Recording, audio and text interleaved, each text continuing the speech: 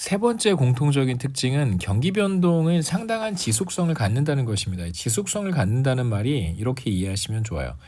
이번 분기에 GDP 갭이 마이너스 1% 정도 발생했습니다. 뭐 어느 정도 마일드한 리세션이라고 할 수 있겠죠.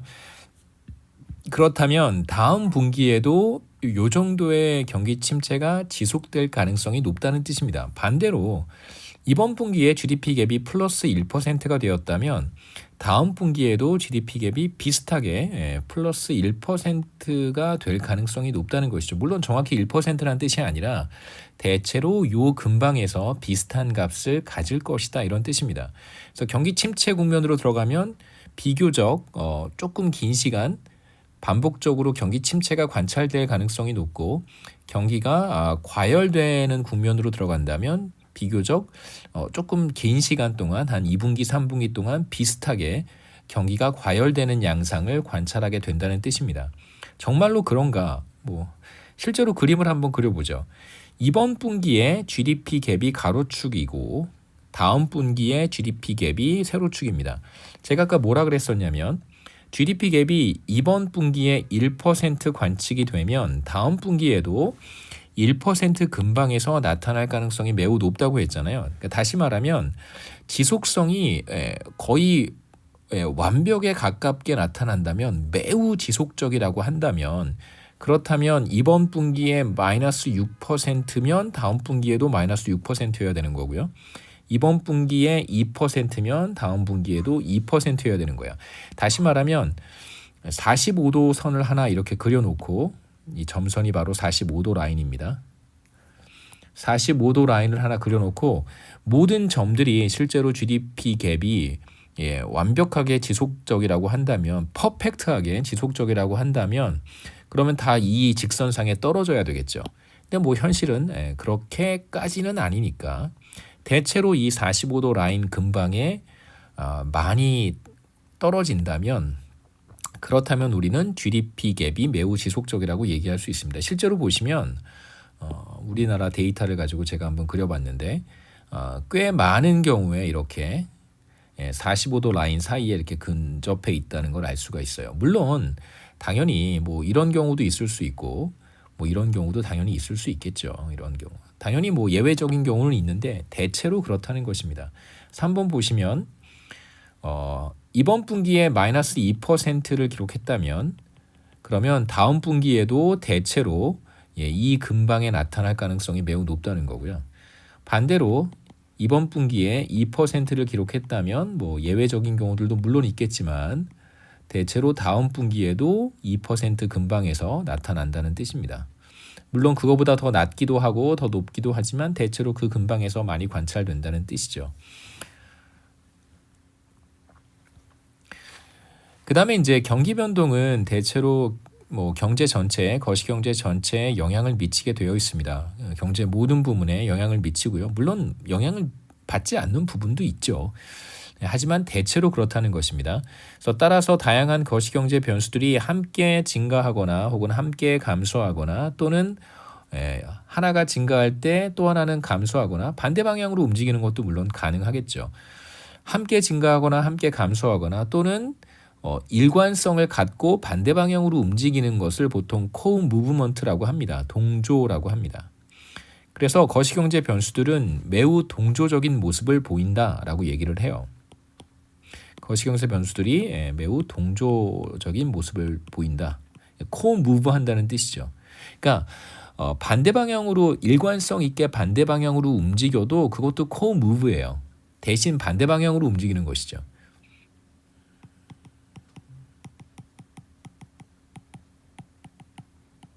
그래서 어떤 부분에서 경제활동이 활발하게 이루어진다면 대체로 다른 부분에서도 활발한 경제활동을 우리가 관측할 수 있습니다. 반면에 어떤 부분에서 생산활동이 둔화된다면 대체로 다른 부분에서도 생산활동이 둔화된다고 얘기할 수 있죠.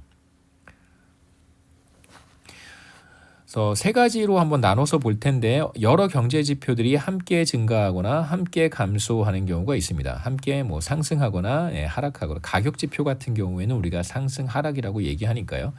그래서 경기 변동 과정에서 대표적으로 GDP, 산업 생산, 소매 판매, 고용 같은 지표들은 대체로 같은 방향으로 움직이고요. 뿐만 아니라 신규 사업체 등록 건수, 건설 기성액, 투자, 영업이익, 실질임금, 주가지수, 인플레이션 같은 경우도 대체로 같은 방향으로 움직입니다. 산업 같은 경우도 대체로 함께 성장하고 함께 위축되기도 하죠. 제조업, 건설업, 도소매업, 숙박업, 금융업 이런 것들도 마찬가지로 대체로 함께 팽창하거나 함께 축소되거나 그런 패턴을 보입니다. 물론 이제 어떤 산업들은 보다 더 빠르게 팽창하기도 하고 또 어떤 산업들은 비교적 더디게 팽창하기도 하죠. 세 번째는 거시경제 변수들 사이의 관계를 선행한다 또는 후행한다 이렇게 표현하기도 하는데요. 그러니까 리딩한다, 레깅한다 이런 표현을 할 때에는 반드시 어떤 기준이 필요하잖아요. 뭐보다 앞서간다, 뭐보다 뒤처진다 이런 의미인데 거기서의 기준은 반드시 GDP입니다. 다시 말하면 GDP가 이렇게 올라가기 전에 GDP가 이렇게 올라갔다 내려갔다 한다고 해보죠. GDP가 올라갔다 내려갔다 하기 전에 먼저 올라가는 변수가 있을 수 있죠. 먼저 올라간 다음에 GDP가 따라서 올라가더라. 그러면 이 파란색으로 표시한 이 경제 변수는 선행 변수 혹은 선행 지표라고 합니다. 그래서 대표적인 선행 지표가 주가 지수, 그다음에 소비자 신뢰 지수, 소비 동향 지수, 소비 심리 지수 이렇게 표현을 하죠. 비슷한 맥락에서 기업의 투자 성향이라든가 이런 것들을 보여주는 투자 의향, 비즈니스 컨피던스라고 하는 지표들도 있고요. 그다음에 이제 미국에서 많이 관찰하는 Purchasing Managers Index라고 해서 그 PMI라고 부릅니다. 이제 기업들마다 미국의 기업들마다 이제 구매를 담당하는 중요한 인물들이 있겠죠. 그 사람들이 팀장일 수도 있고 관리자일 거예요. 구매 담당 관리자. 구매 담당 관리자들의 설문조사로부터 이제 PMI를 측정을 하는데 매우 정확한 그 지표라고 합니다. 그러니까 회사들마다 이번에 이제 구매를 많이 늘리기로 했다라고 한다면 그러면 이제 뒤이어서 GDP가 늘어나는 패턴을 보이고요. 반대로 PMI가 떨어진다. 다시 말하면 이제 계획했던 구매를 취소한다든가 주문을 취소하기로 했다라고 하는 것은 그럼 경기가 앞으로 나빠질 거라고 예상하는 거잖아요. 근데 실제로 PMI가 이렇게 떨어지면 그러면 GDP도 떨어지는 모습을 보입니다. 이렇게. 그래서 이걸 이제 대표적인 선행 지표들로 우리가 사용을 하고 있고 구매 관리자 지수라고 부르죠. 대표적인 후행 변수들은 주로 이제 노동 시장과 관련된 변수들이 대표적인 후행 변수입니다. 다시 말하면 붉은색으로 표시를 한번 해보죠. GDP가 증가한 다음에 뒤이어서 이렇게 늘어나는 경우 취업자 수가 대표적인 후행 변수고요. 반면에 GDP가 늘어난 다음에 이렇게 실업률은 떨어지겠죠. 그러니까 방향이 굳이 같을 필요는 없습니다. 보통 실업과 관련된 지표는 GDP와 반대 방향으로 움직이니까요. 그래서 이런 것들을 우리가 대표적인 후행 변수라고 이야기합니다. 그래서 마지막으로 오쿤의 법칙을 소개하려고 하는데요. 미국의 경제학자인 아서 오쿤이 실제로 데이터를 관측해서 찾아낸 일종의 이제 경험 법칙이라고 할 수 있습니다. 나중에 이제 그 여러 거시경제학자들이 이제 오쿤의 법칙을 이론으로 디벨롭을 한 거죠. 근데 대부분의 거시경제학은 미시경제학하고 달라서 보통은 이제 데이터로부터 어떠한 사실을 관측한 다음에 100% 그렇다는 뜻은 아닙니다만 보통 관측한 다음에 이것을 모형으로 만들어요. 모형으로 만들고 그 다음에 이제 이걸 이론으로 정립을 하는 경향이 매우 많습니다. 미시경제학은 보통 반대로 가죠. 어떤 이론이 있고 그걸 모형으로 만든 다음에 실제로 그게 데이터에서 관측이 되는지를 확인하는 과정을 많이 하지만 거시경제학은 조금 반대. 물론 100% 이런 건 아니에요. 거시경제학에서도 이제 이렇게도 가고 이렇게도 갑니다만 오쿤의 법칙은 대표적으로 관측이 먼저 있었고요. 그 다음에 이걸 모형화하고 나중에 거시경제학자들이 이걸 이론으로 정립을 했습니다. 이런 경우들이 꽤 많아서 제가 그때그때마다 소개하도록 하죠. 우선 경기 침체가 발생한다면 그렇다면 어떤 일이 생길까요? 다시 말하면 GDP 갭이 0보다 작은 상태 또는 우리가 관측하는 GDP가 트렌드 밑에 있는 상태겠죠. 트렌드보다 낮은 상태. 이런 상태에 어떤 일이 발생할까? 당연히 아이들 리소스가 발생할 거예요.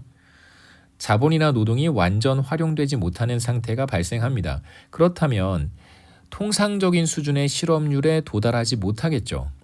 실업률은 통상적인 실업률 수준보다 더 높아질 것이라고 얘기할 수 있습니다.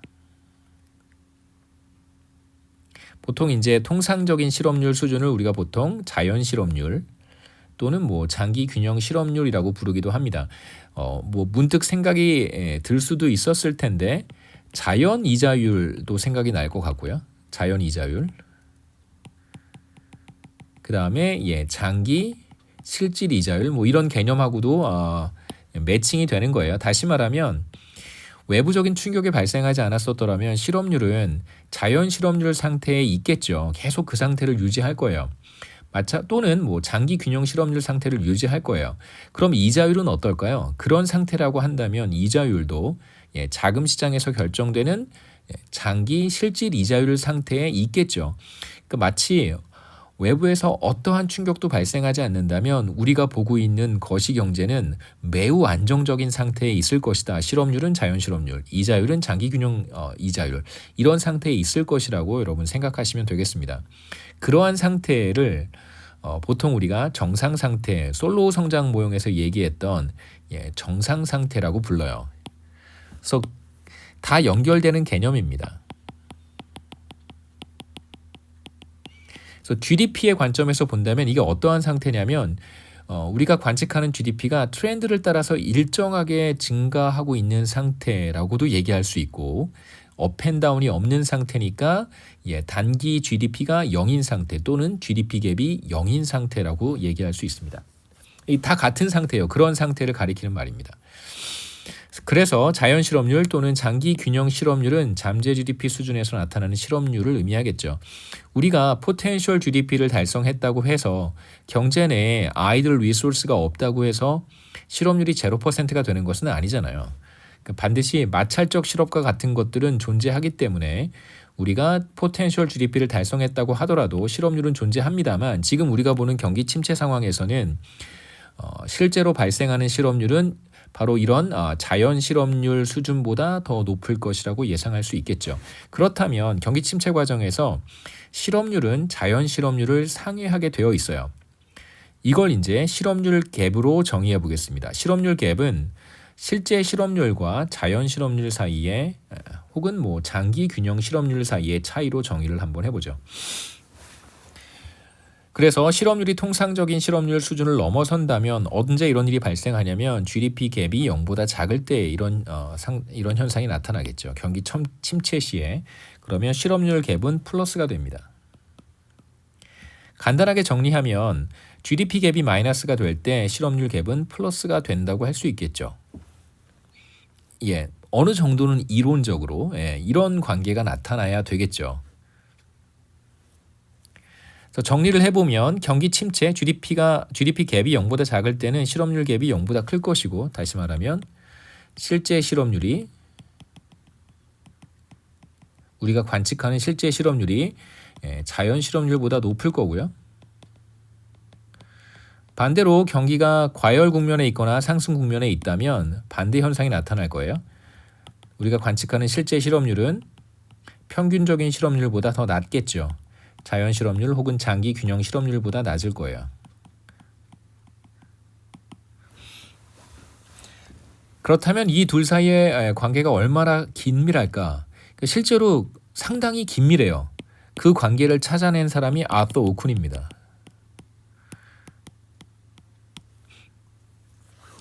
자, 우선 경기 변동부터 한번 보시죠. 왼쪽에 파란색으로 표시한 것이 GDP 갭이고요. 당연히 트렌드를 제거했기 때문에 업앤다운만 여러분 보실 수 있습니다.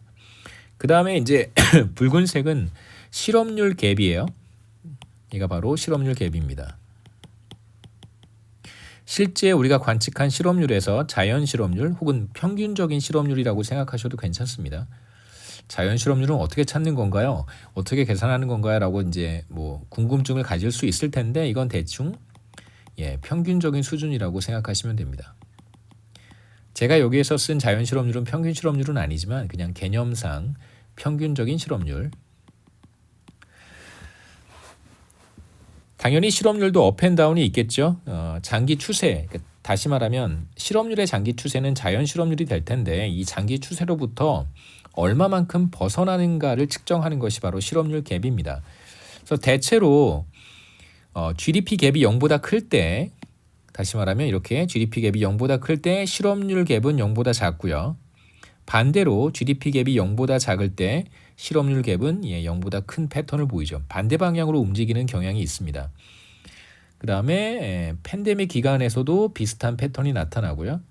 그리고 이 기간에서도 매우 유사한 패턴이 나타나죠. 물론 이제 그렇지 않은 기간들도 있어요. 예를 들면 뭐 이런 기간들 뭐 별로 이렇게 썩 반대 방향으로 움직이지 않는 것 같은 기간들도 물론 있습니다. 그래서 대체로 GDP 갭과 실업률 갭은 반대 방향으로 나타나겠죠. 이렇게 경기 침체 시에는 실업률 갭이 0보다 크고 경기 상승 국면에는 실업률 갭이 0보다 작은 이런 패턴을 보인다고 얘기할 수 있습니다. 그렇다면 이 둘 사이의 관계가 얼마나 긴밀한가? 그래서 가로축에는 GDP 갭을 표시를 하고요. 세로축에는 실업률 갭을 표시를 했습니다. 우리가 이제 확실하게 알 수 있는 것은 이 둘 사이에는 네거티브 릴레이션십을 가질 것이다라는 건 우리가 확실히 알 수 있겠죠. 왜냐하면 둘 다 반대 방향으로 움직이니까. 마이너스 상관관계가 존재한다라고 얘기할 수 있습니다. 네거티브 릴레이션십 또는 뭐 마이너스 상관관계.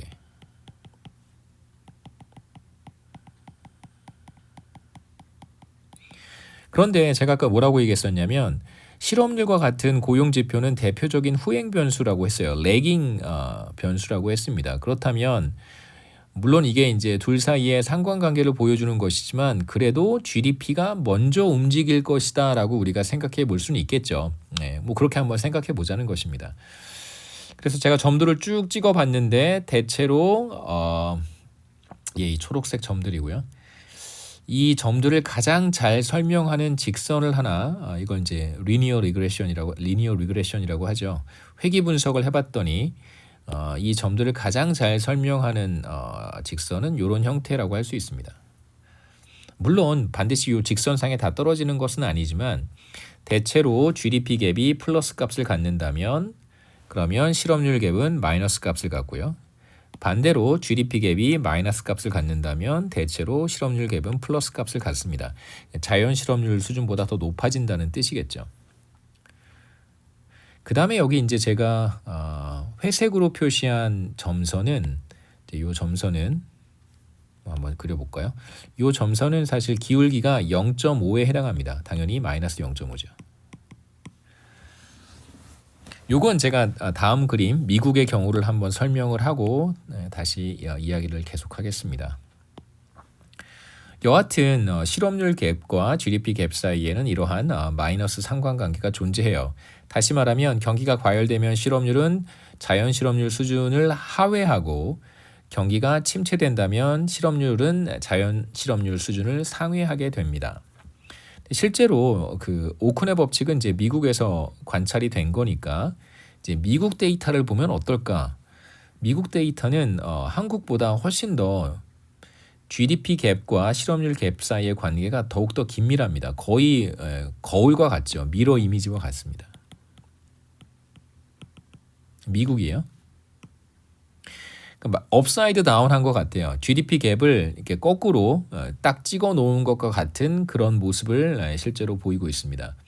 가장 최근에 팬데믹 기간에서도 GDP 갭은 거의 마이너스 뭐 10% 가까운 값을 기록했는데 실업률 갭도 8% 포인트까지 기록을 했습니다. 이 둘 사이의 관계가 매우 긴밀하다고 할 수 있겠죠. 마찬가지로 가로축에 GDP 갭, 세로축에 실업률 갭을 표시를 해서 그림을 그려보면 한국 데이터보다 훨씬 더 이 관계가 긴밀하게 나타나요. 매우 긴밀합니다. 그 다음에 이 두 변수 사이의 관계를 가장 잘 묘사하는 직선을 한번 그려보면 바로 그 직선이 이 회색 점선이고요. 얘의 기울기가 마이너스 0.5와 같습니다. 이걸 가장 처음 발견한 사람이 바로 아서 오쿤이에요. 그래서 이 두 변수 사이에 기울기가 마이너스 0.5다라고 하는 것이 바로 오쿤의 법칙입니다. 이 오쿤의 법칙이 바로 기울기가 마이너스 0.5다. 간단하게 얘기하면 이게 기울기가 마이너스 0.5니까 GDP 갭이 예를 들어서 1% 발생했다라고 한번 해보죠. 경기가 1%만큼 과열된 거예요. 그러면 실업률은 몇 퍼센트 포인트 하락할까요? 이거의 절반인 0.5% 포인트 하락한다는 뜻이죠.